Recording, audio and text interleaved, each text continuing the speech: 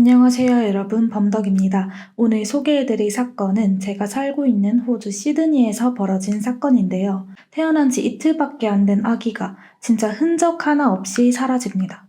들으면 들을수록 진짜 미스터리하고 의문투성이인 사건인데요. 오늘 사건은 바로 켈리 레인 사건입니다. 도대체 무슨 일이 벌어진 건지 지금부터 저와 함께 사건 수첩을 살펴봅시다.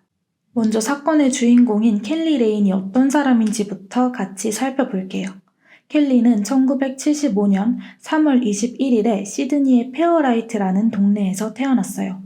여기가 어디냐면 시드니의 유명한 비치 중에 하나인 멜리 비치 옆에 있는 동네예요. 바다도 예쁘고 휴양지 같은 곳인데 좀 부유한 동네라고 해요. 켈리도 어느 정도 여유가 있는 가정에서 자랐는데요. 켈리는 경찰관인 아빠 로버트 레인과 엄마 산드라 레인 사이에서 태어났어요. 활발한 성격에 빛나는 금발머리까지. 켈리는 사람들에게 골든걸이라고 불리기도 했습니다. 그리고 켈리를 설명하는데 빼먹을 수 없는 게 하나 있는데요. 바로 수구입니다. 수구가 어떤 스포츠냐면 말 그대로 물에서 하는 샌드볼 같은 종목이에요. 팀 경기라서 두 팀이 공을 주고받으면서 상대 골대에 공을 넣어 득점하는 스포츠예요. 체력 소모도 크고 좀 거친 그런 스포츠인데요. 켈리는 수구를 꽤나 잘해서 해외 경기를 나가기도 했대요. 여자 수구가 2000년 시드니 올림픽에서 처음으로 정식 종목으로 채택되면서 켈리 역시 언젠가 올림픽 무대에 서는 걸 꿈꾸는 선수였죠. 그랬던 켈리는 1999년 5월 31일 시드니 라이드에 있는 병원에서 아들 AJ를 출산합니다. 그런데 이틀 뒤 기관에서 나온 사회복지사 버지니아 씨가 켈리를 만나러 병원에 찾아왔어요. 왜 찾아온 걸까요? 켈리가 기관에 연락해서 아들을 입양 보내고 싶다고 말했거든요. 보통은 출산 전에 미리 상담을 받고 계획을 세우는 게 일반적이라 조금 특이했죠. 켈리는 버지니아 씨에게 이렇게 설명했어요. 남자친구 덩컨이랑 런던에 살고 있었는데 최근에 둘이 헤어져가지고 아기를 키울 수 없게 된 거라는 거죠. 게다가 켈리는 일 때문에 다시 런던으로 돌아가야 하는데 부모님이 임신한 걸 별로 안 좋아하셨대요. 그러니까 부모님 도움도 못 받고 켈리도 아직 부모가 될 준비가 안 된 것 같았대요. 그래서 켈리가 내린 결론은 입양 보내야겠다. 일단 단기 위탁을 맡기기로 했고 좀 더 생각해보라고 하고 켈리는 퇴원을 했어요. 퇴원하고 켈리가 산후관리 진료를 받았어야 했나봐요. 이게 필수였는지는 모르겠는데 일단 약속이 잡혀 있어서 조산사가 켈리가 알려준 주소로 찾아갑니다. 그런데 켈리는 거기에 없었어요. 그럼 이제 어떡해요? 전화를 걸어서 연락을 해봐야겠죠? 켈리가 알려준 집 전화로 전화를 걸었는데 이번엔 잘못된 번호네? 그래서 휴대전화로도 전화를 걸었는데 계속 연락이 잘 안 돼요. 켈리가 원래 영국에 산다고 말했잖아요. 그래서 켈리 말로는 비자 문제 때문에 캔버라도 가고 한다고 바빴대요. 그래도 이상한 점이 한둘이 아니었어요. 주소도 이상하고 번호도 이상하고 다 뭔가 수상했단 말이죠. 보통의 경우랑 다른 느낌이 들었어요.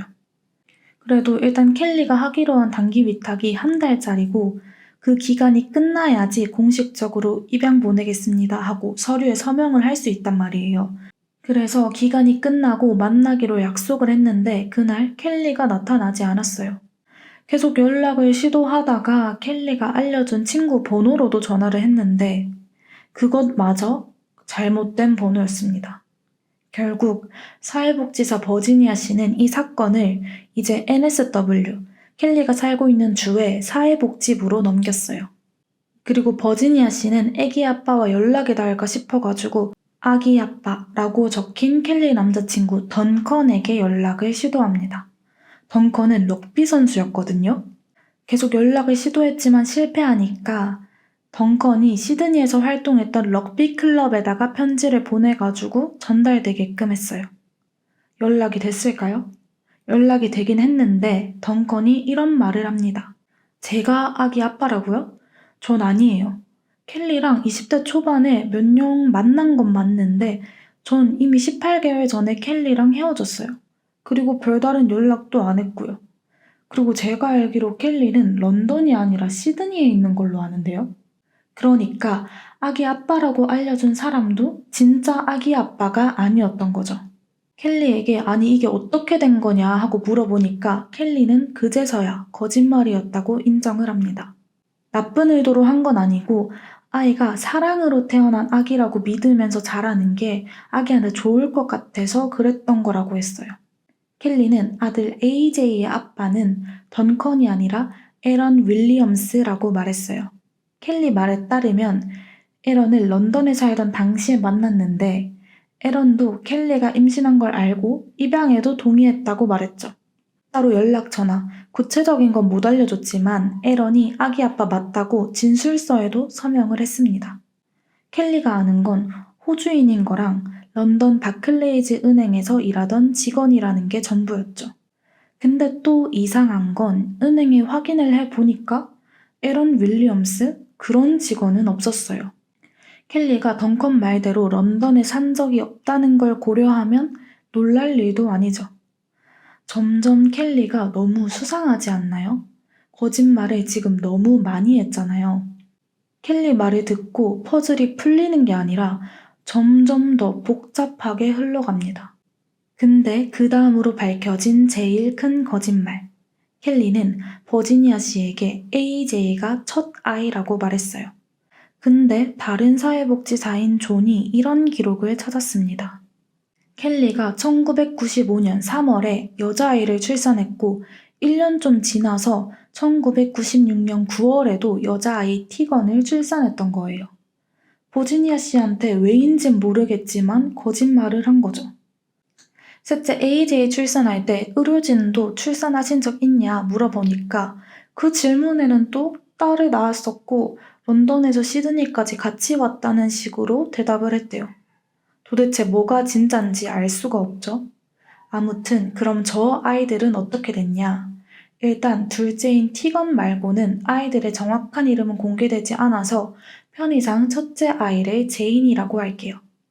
첫째 제인은 입양된 기록이 있는데 둘째인 티건의 행방이 묘연했어요. 따로 입양된 기록도 없고 그렇다고 지금 켈리와 함께 있지도 않았어요. 제인과 켈리도 병원 기록에 아빠가 던컨이라고 적혀 있었는데 그럼 혹시 던컨과 함께 있는 걸까요? 그것도 아니었어요. 사회복지사 존은 당연히 켈리한테 전화 걸어가지고 물어봤죠. 예전에 출산한 적 있냐 하고 물으니까 95년에 제인을 낳은 건 인정했는데 96년에 대해서는 별다른 말을 하지 않았습니다. 이게 뭔가 너무 이상하잖아요.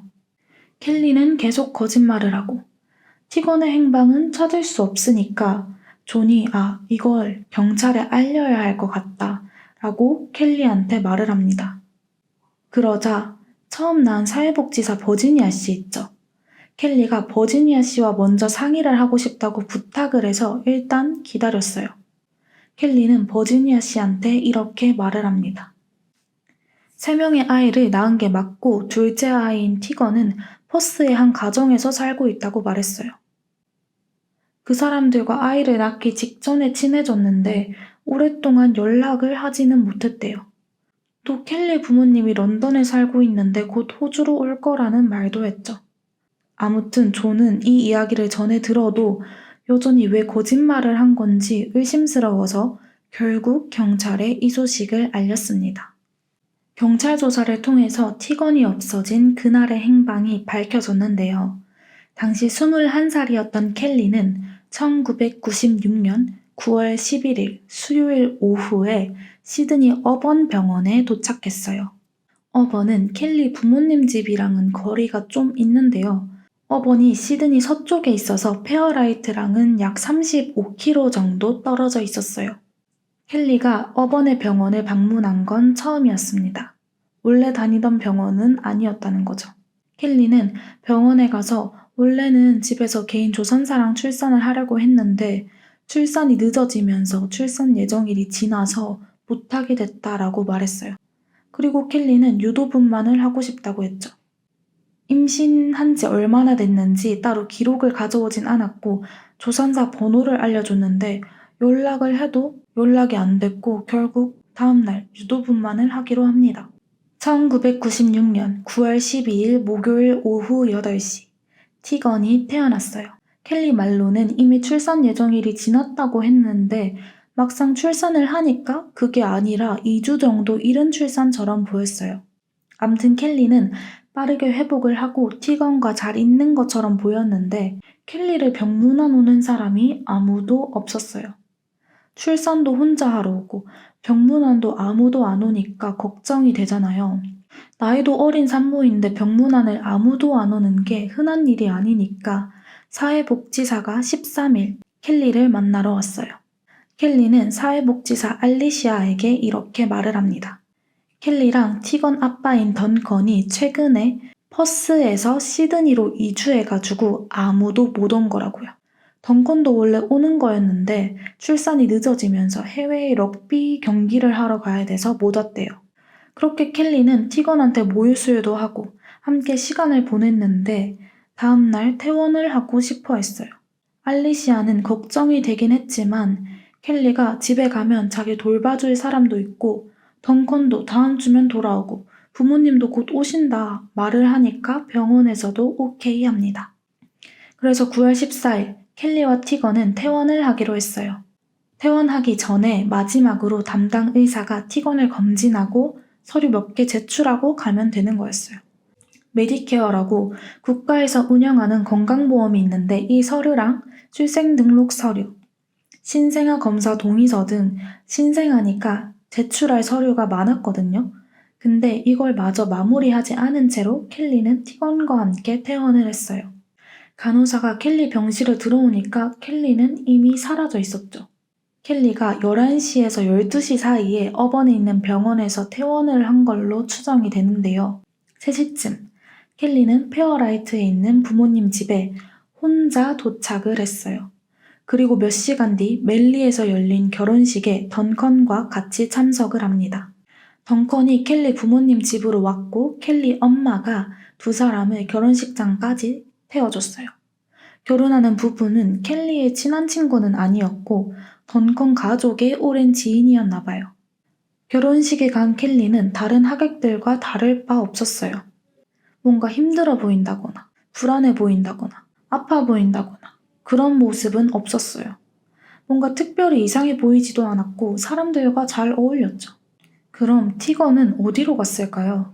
티건은 어디로 가고 켈리 혼자 집에 와서 결혼식에 갔을까요? 2001년부터 결국 2009년 재판이 열리기까지 정말 많은 충격적인 사실들과 의문들이 생겨났는데요. 자, 먼저 일단 사건을 조사하던 형사가 출생기록부에 티건 레인 하고 검색을 해봤어요. 근데 웬걸? 1996년 9월에 태어난 티건 레인이라는 아이는 없었어요. 물론 다른 이름으로 등록됐을 수도 있고 아예 등록 자체가 안 된 걸 수도 있죠. 당시 호주는 아기가 태어나면 반드시 출생을 등록을 해야 하기는 한데 안 하면 천불의 벌금, 하나로는 약 90만 원 정도만 내고 별다른 후속 조치가 없었어요. 그러니까 그냥 등록이 안 된 걸 수도 있죠.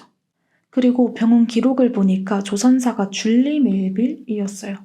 이 줄리 멜빌이 누구냐면 바로 켈리의 남자친구 던컨의 엄마였어요. 경찰이 던컨 엄마한테 전화를 해봅니다. 켈리가 티건 낳았을 때 어떻게 산후 관리를 도와줬냐 이런 걸 물어보니까 줄리는 깜짝 놀랐어요. 줄리는 그때 켈리의 조선사는 자기가 아니고 자긴 켈리 임신한 것도 몰랐고 그게 자기 손녀인 것도 몰랐대요. 던컨도 이 사실을 경찰한테 들었겠죠? 던컨도 깜짝 놀래요. 안 그래도 이미 헤어진 마당에 1999년에 태어난 AJ가 자기 아들이라고 하니까 황당한데 이젠 티건의 아빠다? 티건이 태어날 당시에 켈리와 만나고 있는 시기기는 했어요. 두 사람은 1994년에 연애를 시작해서 98년까지 만났거든요. 그러니까 첫째 제인과 둘째 티건을 낳을 때 던컨과 만나던 시기였죠. 티건은 따로 검사해볼 순 없었지만 첫째 제인은 나중에 DNA 검사를 해본 결과 던컨의 딸이 아니었습니다. 암튼 던컨은 켈리가 임신했다는 것 자체가 너무 충격이었어요. 던컨은 티건과 제인의 존재를 알지도 못했거든요. 물론 두 사람은 운동선수이다 보니까 바쁘긴 했지만 그래도 일주일에 몇 번은 봤는데 전혀 눈치채지 못했다는 거예요. 경찰도 당황스럽긴 마찬가지였죠. 덩컨이 임신 사실을 아예 몰랐다니까 경찰은 켈리한테 이게 어떻게 된 거냐고 물어봅니다. 그러자 켈리는 중요한 고백을 하나 했어요. 덩컨이랑 만나고 있던 1995년에 한 남자를 짧게 만났대요. 바람을 핀 거죠. 켈리보다 나이가 좀 있던 앤드류 모리스라는 남자였는데요. 앤드류도 여친이 따로 있었던 것 같아요. 서로 애인을 두고 바람을 핀 거죠. 앤드류는 티건이 태어날 당시에 30살이었고 체격이 좋고 햇빛에 탄 피부를 가진 금발머리의 남자였대요. 켈리와 앤드류는 발메인에 있는 앤드류의 집에서 주로 만났는데요. 여기는 켈리가 사는 곳과 약 20km 정도 떨어진 곳인데 여기도 꽤 부유한 동네였어요. 1996년 3월에 앤드류의 아이를 임신한 걸 알게 됐대요. 근데 켈리는 대학생이고 아기를 키울 상황이 안 되니까 켈리가 출산을 하면 앤드류랑 앤드류 여자친구 메리, 티건을 키우기로 합의했대요. 그래서 퇴원을 하고 티건을 앤드류랑 앤드류 여친 멜, 앤드류 엄마가 데려갔대요. 그 뒤에 몇 번 보긴 했지만 1997년 초부터는 더 이상 만나지 않았고 어디 있는지도 모른다고 말했죠. 앤드류의 집이 어디 있는지도 몇 년이 지나서 잘 모르겠다고 했어요. 그리고 켈리는 다음 경찰 조사에서 이렇게 말합니다. 앤드류 모리스가 아니라 앤드류 노리스라고요. 저번에는 임신에 대해서 앤드류랑 잘 합의된 것처럼 말을 했는데 사실 거짓말이었고 앤드류가 임신한 걸 알고 화를 냈다고 했어요. 부끄럽기도 하고 좀 더 상황을 좋아 보이게 하고 싶어서 거짓말을 했대요. 하지만 앤드류가 아이를 데려간 것만큼은 확실하다고 했습니다. 그리고 덩컨이 예전에 살던 집에 자기 일기가 보관되어 있는데 거기에 앤드류 번호가 있을지도 모른다면서 가져오겠다고도 말합니다. 경찰도 본격적으로 티건과 앤드류의 행방을 추적하기 시작했어요. 먼저 켈리가 저거 일기 가져오겠다고 약속했는데 경찰을 피하는 듯하고 약속을 안 지키니까 경찰이 직접 덩컨의 예전 집을 찾아갔어요. 덩컨 집 가가지고 똑똑똑 혹시 누가 와가지고 일기 같은 거 찾은 적 없나요? 하고 물어보니까 그런 사람은 없었대요. 또 호주 건강보험 메디케어 있죠. 켈리 메디케어에 티건이 등록되어 있었는데 지난 몇 년 동안 티건의 이름으로 진료를 받은 기록이 하나도 없었어요. 예방접종을 받거나 진료를 받거나 하면 여기에 기록이 남고 메디케어 청구를 받은 기록이 남는데 아무것도 없었던 거죠. 어릴 때 애기들 예방접종도 많이 받고 병원 갈 일이 많잖아요. 근데 기록이 아무것도 없다? 좀 이상하긴 하죠. 티건이 혹시 다른 이름으로 등록되어 있는 걸까요?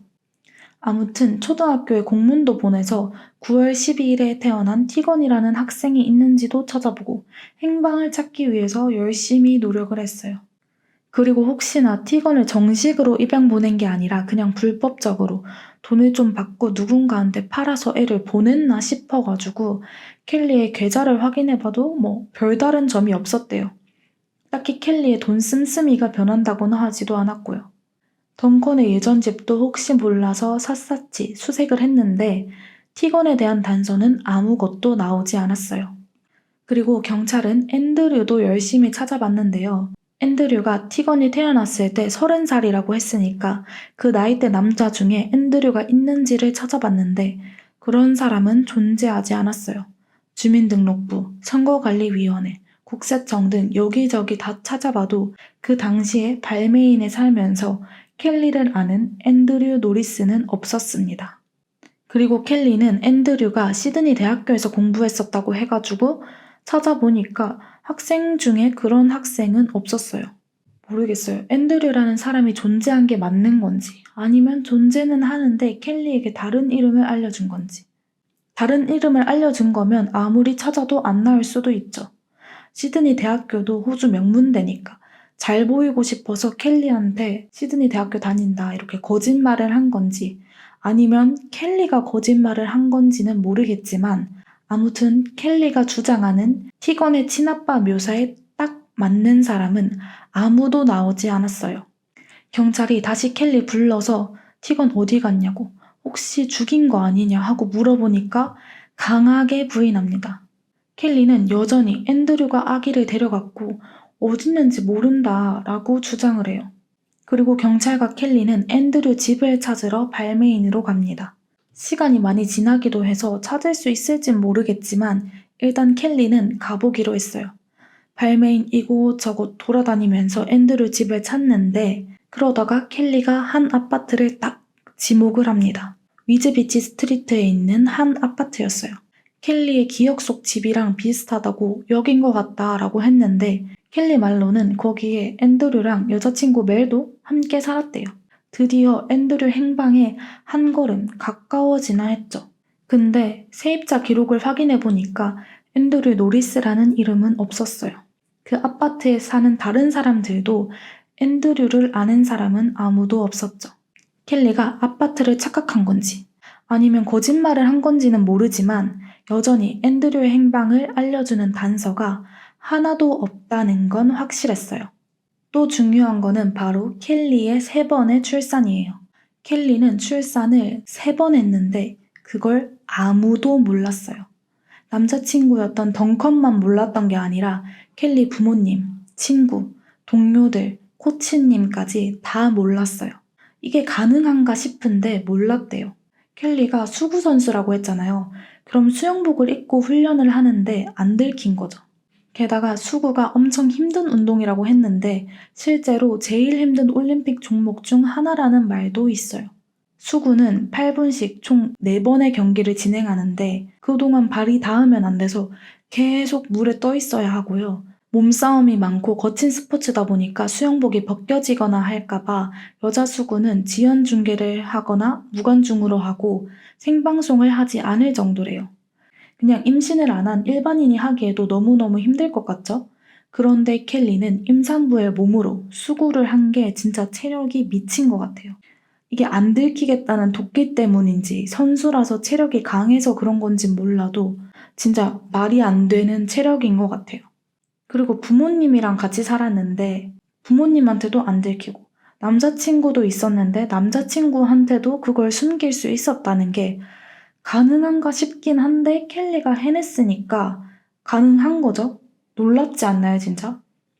또 켈리가 티건을 출산하는 과정이 마냥 쉽지만은 않았거든요. 아기를 낳을 때 원래 출산 과정에서 태반이 자연스럽게 나와야 하는데 안 그랬나 봐요. 그래서 티건 낳을 때 그걸 직접 제거한다고 꽤 출혈이 있었는데 금방 회복을 하고 출산 이틀 만에 퇴원을 하고 그날 결혼식에도 참석을 했잖아요. 켈리가 엄청 튼튼하고 체력이 어마무시한가 봐요. 그리고 확실한 거는 덩컨이 티건의 아빠가 아니라는 거예요. 티건이 언제 임신된 건지 계산을 해보면 1995년 11월에서 12월쯤인데 그때 덩컨이 시드니에 없었대요. 그리고 여전히 해소되지 않는 티건과 앤드류의 행방에 켈리는 끝까지 앤드류가 티건을 데려갔다는 뜻을 굽히지 않았어요. 결국 이 사건은 법정으로 넘어갑니다. 일단 2004년에 이 사건을 정식 재판으로 넘길지 말지 결정하는 심리가 먼저 열렸어요. 이때까지도 여전히 티건과 앤드류는 나타나지 않았습니다. 혹시나 출생기록부에 출생일이 잘못 등록됐을 수도 있으니까 범위도 96년 4월부터 97년 9월까지 늘렸는데도 찾지 못했어요.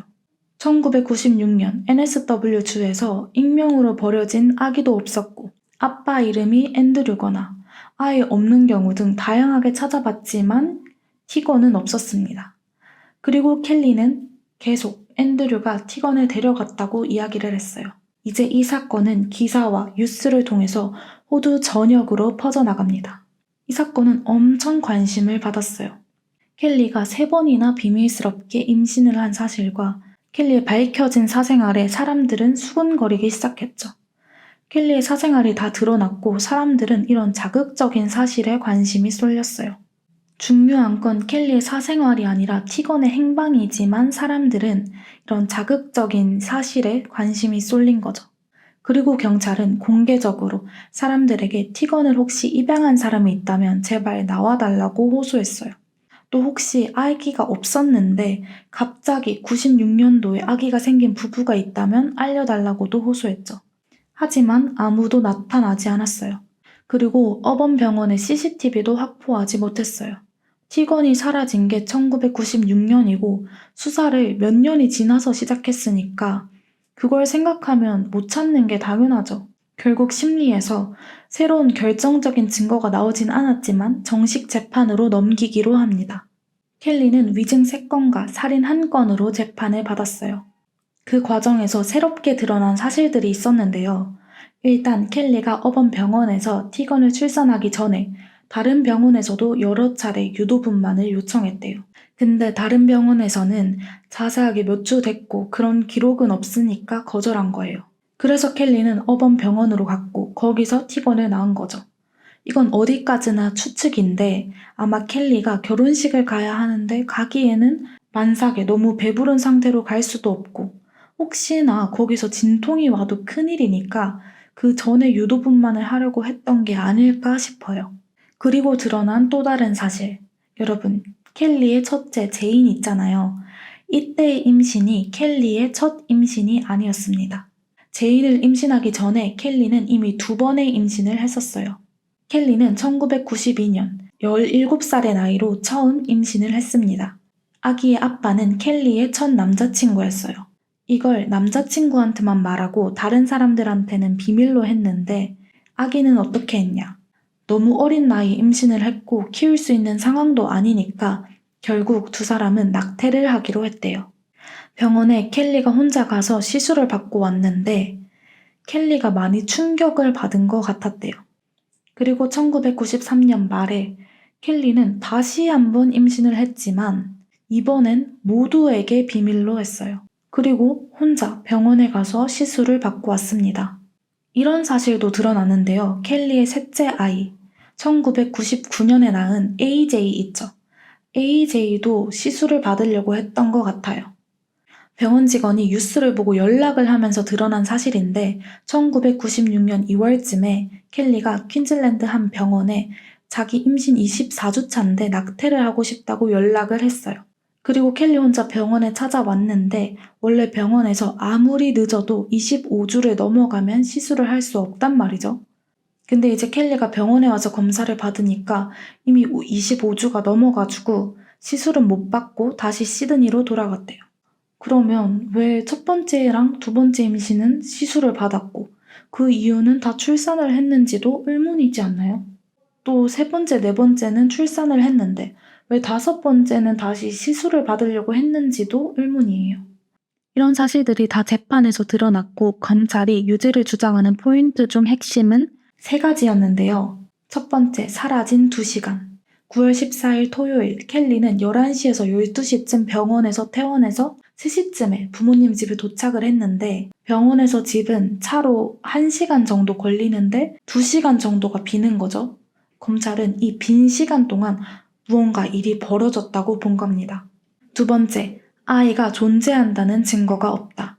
티건의 출생 기록도 없고 메디케어 청구 기록도 없고 예방접종, 병원 진료, 학교 기록 전부 다 제로였어요. 심지어 켈리가 말했던 아빠 앤드류도 어디에도 존재하지 않았죠. 살아있는 사람이라면 어디엔가 반드시 흔적이 남는데 티건의 흔적이 아무것도 없다는 건 아이가 더 이상 존재하지 않는 뜻이라는 거였죠.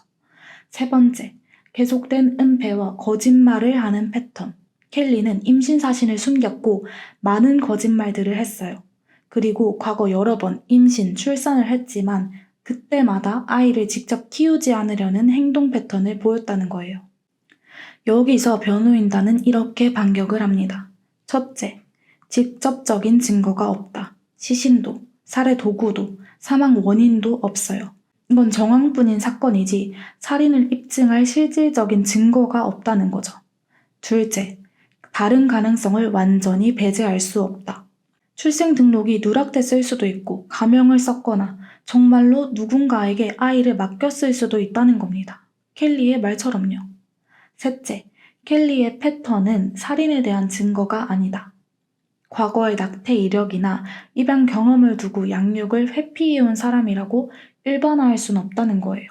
오히려 첫째 제인이랑 셋째 AJ는 모두 합법적인 절차로 입양을 진행했잖아요. 그렇다면 이번에도 비슷한 방식으로 아이를 맡겼을 가능성도 있다고 주장했어요. 배심원들은 일주일이나 논의를 이어갔지만 의견이 쉽게 모이지 않았어요. 보통 배심원들의 판결은 만장일치가 되어야 하고 7대5, 8대4 이런 거는 안 돼요. 다수결로 판결이 나도 11대1 이 정도의 다수결이 허용됩니다. 이 사건도 만장일치가 나오지 않았어요. 하지만 다수결이 허용되면서 11대1로 결론이 났습니다. 결론이 어떻게 나왔을까요? 결론은 유죄였어요. 켈리는 살인과 위증죄 3건에 대해서 모두 유죄를 받았어요. 켈리는 13년 5개월 후에 가석방 신청이 가능한 18년형을 받았습니다. 판결이 나오는 순간 켈리는 자리에서 비틀거리면서 바닥에 쓰러졌습니다. 그런데 이후에 아주 이상한 제보 하나가 들어옵니다. 누가 이런 말을 하는 거예요. 자기는 1996년에 시드니에서 택시 운전사로 일했던 기사인데 자기가 태어나는 켈리랑 티건을 태워서 멜리까지 갔다고요. 가는 길에 좀 외진 곳에 있는 숲 같은 곳에서 켈리가 잠깐 차를 세워달라고 했대요. 켈리는 아기를 안고 내렸는데 몇 분 뒤에 돌아왔을 땐 혼자였대요. 그리고 켈리가 내릴 때 기저귀가 가득 들어있는 가방을 두고 내려서 이거 두고 내렸어요 하고 말해줬는데 켈리가 필요 없다고 했대요. 택시 기사가 이게 너무 수상해가지고 켈리를 잠깐 내려준 대로 다시 돌아갔대요. 거기서 아기를 발견했고 지나가던 여자가 자기가 신고한다고 해서 맡기고 돌아갔대요. 이게 진짜면 너무 수상하죠? 근데 조사를 해보니까 거짓말이었어요. 1996년에 운전이 금지되어 있어서 택시 운전을 할 수도 없었고 정신 건강에도 약간 문제가 있는 분이었대요. 허무하죠? 켈리는 그래도 끝까지 무죄를 주장했어요. 그래서 곧바로 항소를 합니다. 변호인단이 이렇게 주장했어요. 배심원단에게 살인죄만 제시할 게 아니라 과실치사 같은 대체 선택지도 줬어야 했다고요. 그리고 편향적인 발언들도 있었고 유죄 판결은 불합리하다고 주장했어요. 또 켈리의 임신에 대한 패턴을 살인의 증거로 받아들인 것도 문제를 삼았죠. 켈리의 개인 선택과 비밀스러운 생활 패턴일 뿐인데 그걸 살인 증거로 봐서는 안 된다는 거였어요. 하지만 그 주장은 다 법원에서 받아들여지지 않았습니다. 켈리는 이후 대법원에도 항소 허가를 신청했지만 이것마저 기각되면서 더 이상 항소를 할 수 없게 됩니다. 그렇게 마무리되나 했는데 다큐가 나오면서 또 논란이 불거졌어요. 2018년에 호주 방송사 ABC가 제작한 다큐멘터리 때문이었어요. 다큐는 켈리가 보낸 한 통의 편지로부터 시작되는데요. 다큐에서 사건의 기록, 증언, 당시 수사를 다시 들여다보면서 정말 켈리가 유죄인가? 이런 질문을 던집니다. 켈리랑 전화한 것도 다큐에 나와요. 여기서는 수사의 허점과 문제점들에 대해서 집중적으로 다루는데요. 켈리 사건에 충분한 증거를 경찰이 가지고 있지 않았고 이 사건을 담당한 경찰은 정말 모든 방법을 다 써서 수사를 했지만 정말 아무런 중요한 증거가 나오지 않았다고 했어요. 그리고 경찰이 그렇게나 앤드류를 찾으려고 했는데 왜 몽타주는 안 만들었는지 왜 그걸 만들어서 방송에 안 내보냈는지 등에 대해서도 문제를 제기했어요. 이 다큐를 보고 켈리의 유죄에 대해서 의문을 가지는 사람들도 나왔지만 한편으로는 비판도 있었습니다. 중립적으로 다루기보다는 켈리가 무죄라는 걸 강조하는 느낌이다 라는 말도 있었고 유죄라고 하기엔 증거가 부족하다는 주장은 이미 항소심에서 끝난 문제 아니냐고 보는 사람도 있었어요. 그럼에도 불구하고 다큐 말대로 정말 티건의 죽음에 대한 증거가 아무것도 안 나왔는데 정황 증거만으로 켈리가 유죄를 받는 게 맞나? 정말 증거만 봤을 때 켈리가 유죄 입증 기준을 충족했나? 이런 의문을 남기는 건 사실입니다. 켈리는 13년 5개월을 채워서 2024년에 가석방 심사를 받을 수 있는 시기가 됩니다. 하지만 하나 문제가 생겼어요. 2022년에 켈리가 수감 중인 NSW주에서 피해자 시신 위치에 대한 협조 없이는 가석방 불가 이런 법이 시행된 거예요. 켈리도 티건 살해 혐의로 수감 중인데 시신이 발견이 안 됐잖아요. 근데 여전히 지금도 켈리는 무죄를 주장하고 있단 말이에요. 그러니까 켈리도 티곤의 시신 위치에 대한 충분한 협조를 하지 않았다는 이유로 가석방이 기각됩니다. 이거에 대해서도 켈리의 유죄에 대해 의문인 사람들이 있다 보니까 또 논란이 됐어요. 정말 유죄에 대해서 논란이 없는 사건이면 모르겠지만 판결에 대해서도 논란이 있고 계속 무죄를 주장하는 사건에서 이 법이 적용되는 게 맞냐 이런 말이 나오는 거죠. 아무튼 켈리는 가석방이 기각되어서 이 법이 폐지되거나 켈리가 시신의 위치를 말하지 않는 이상 켈리는 형을 다 마치고 2028년에 출소할 예정입니다. 이 사건은 법적으로는 판결이 났지만 여전히 미스터리한 사건인데요. 그러다 보니까 사람들마다 의견이 갈려요.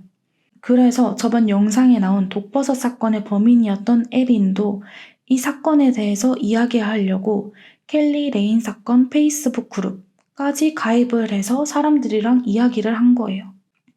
여러분들은 이 사건에 대해서 어떻게 생각하시나요? 켈리가 유죄인 것 같나요? 아니면 무죄인 것 같나요? 저는 켈리의 많은 거짓말들을 봤을 때 유죄에 가깝다고 생각을 하긴 하지만 정말 켈리 말대로 아기 아빠한테 넘겼을 수도 있는 거니까 확실하게 100% 유죄다라고는 말을 못하겠어요. 그럴 확률이 낮긴 하지만 진짜 티곤이 살아있고 다른 이름으로 존재하는데 모종의 이유로 나타나지 못하는 걸 수도 있으니까요. 여러분들은 이 사건에 대해서 어떻게 생각하시는지 댓글로 많이 남겨주세요. 오늘 영상도 봐주셔서 감사합니다. 구독하시고 다음 사건 영상으로 다시 만나요.